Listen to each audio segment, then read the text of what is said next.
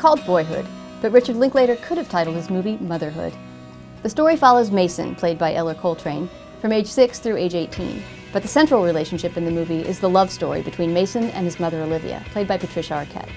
Olivia makes some questionable romantic decisions over the course of the film, sometimes putting her children into difficult and even potentially dangerous situations. Where the hell do you think you're going? Get upstairs! What the hell? Nobody's going anywhere, God damn it! No, God damn it! But the audience never doubts her deep devotion to Mason and his older sister Samantha.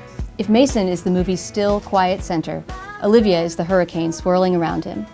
Arquette gives a ferocious performance as a woman struggling to keep her family together through a series of painful, but mostly ordinary upheavals. Have you been? Her character changes and deepens with each year of filming. She goes from broke single mother to domestic abuse survivor to successful psychology professor and leaves 2 husbands along the way. In this late scene, she jokes with her teenage son about being tired of her own talent for domestic chaos. You know what, from now on, I'm gonna be mommy monk. Simple, celibate. Now that she's single again with her second child about to leave home, she's ready to scale down and simplify her life. I'll be a poor whore with a big house. Is that better? But if you've seen Boyhood, no doubt you vividly remember Olivia's last scene in the movie as her son is packing to leave for college. 20 questions off a form? I guess there are really only like 8 types. Note how in the first half of this scene, the apparently casual blocking emphasizes the distance between these 2 characters. Mason and Olivia wander from room to room as the camera follows, carrying on a conversation without ever occupying the same screen space. He seems pretty cool. He's studying literature and anthropology, and he's way into Bright Eyes, so that's not so bad. But anyways, he was telling me Though most of the dialogue belongs to Mason as he rambles on about the roommate selection process at college, our main focus is on Olivia as she pours herself a cup of coffee and putters around the kitchen. And now it's 100. Just because of the computer. Well, sounds like he'll be a good roommate then. Yeah. But we've pretty much decided that soon they won't even need a questionnaire, because they'll just... But it's only when the 2 meet up in one place that the camera stops moving, allowing Olivia to deliver her grand aria of maternal grief. Did you put this in here again? I don't want it. Come on, it's the first picture you ever took. Well, I mean, all the more reason to leave it behind, right?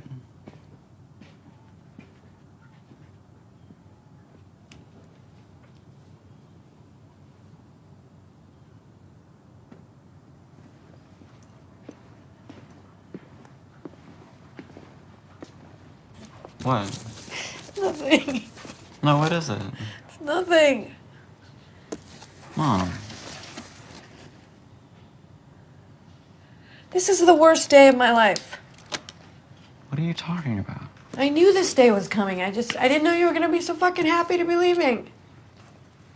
I mean, it's not that I'm that happy. What do you expect? You know what I'm realizing? My life is just gonna go like that. This series of milestones. Getting married, having kids, getting divorced. The time that we thought you were dyslexic, when I taught you how to ride a bike. Getting divorced again, getting my master's degree, finally getting the job I wanted. Sending Samantha off to college, sending you off to college. You know what's next? Huh? It's my fucking funeral! Olivia's final speech is so nakedly despairing, I have friends who told me it ruined the rest of the movie for them. They couldn't feel happy for Mason as he set off for his new life, knowing his mother had been left this bereft. But look at Mason's response. I don't think we're meant to believe that he's callow or insensitive to his mother when he displays a mix of concern and mild amusement at her empty nest crisis. Aren't you jumping ahead by like 40 years or something? Personally, that was my response too.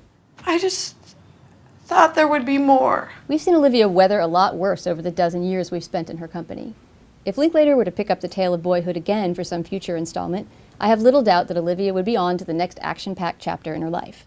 Still, it's striking to compare Olivia's final appearance in the movie with that of Mason's father, Mason Sr., played by Ethan Hawke.